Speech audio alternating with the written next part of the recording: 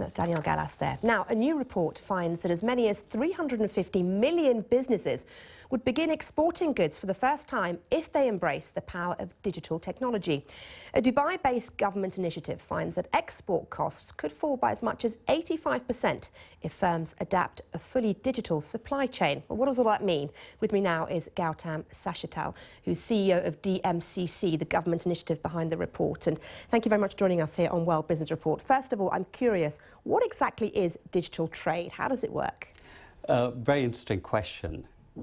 Today, if I were to sort of summarize it in one sentence, today data is raw material and technology is basically something that's so prevalent and so disruptive at the moment that it will change the way we do business.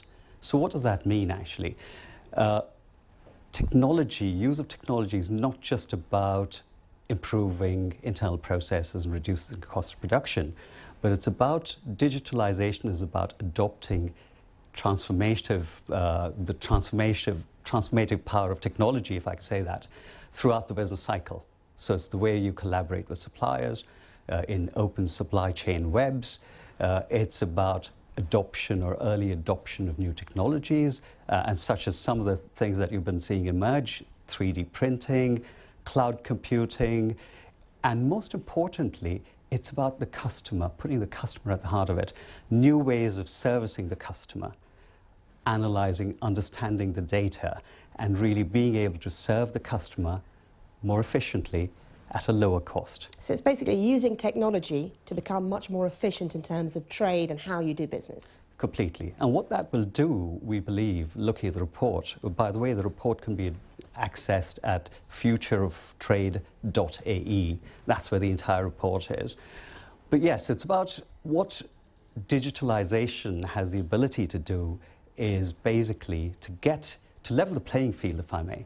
So even SMEs will be able to get into global trade in a way in which they haven't been able to do before. So this will benefit smaller businesses, medium-sized businesses. How do you think global trade has changed over the last couple of years?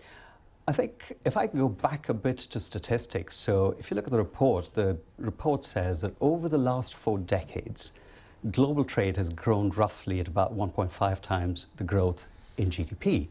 Now, with the Great Recession, that was broken. Now, there was a statistic that was published in 2015, by the Netherlands Economic Policy Unit, which said basically that global trade had dropped 13.8% in US dollar terms in 2015.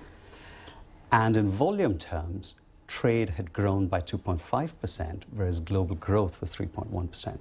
So really, for us, it was important to know, as DMCC, we're all about trade. We're all about bringing more commodity trade through Dubai. We work with various commodity sectors, precious metals, diamonds, agri, tea, and so on.